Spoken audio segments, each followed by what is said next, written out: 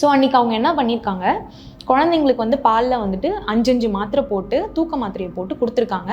So இந்த பாலை வந்து அந்த பொண்ணு குடித்த உடனேவே அவளுக்கு வந்து கோமா ஸ்டேஜ் போயிருக்கு. போன உடனேவே ஸ்பாட்டில் இறந்துருக்கா.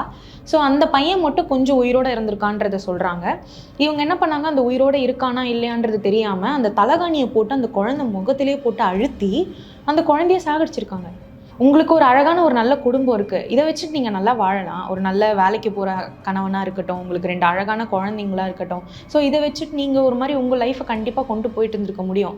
இந்த கள்ள காதல், கேவலமான ஒரு காதல், அந்த ஒரு காதல்னு கூட நம்ம அதை சொல்ல முடியாது.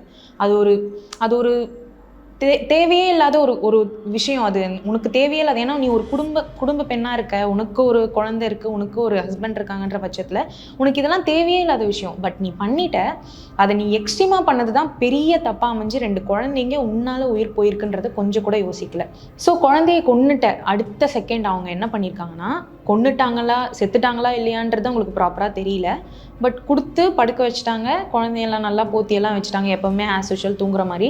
அவங்க கள்ள காதலனுக்கு ஃபோன் பண்ணி, இந்த மாதிரி நான் 2 பேரை வந்து பசங்களுக்கு வந்து பாலில் வந்து அந்த மாத்திரை கொடுத்து படுக்க வச்சிட்டேன் அப்படின்னு சொல்லிட்டு இவங்க சொல்கிறாங்க.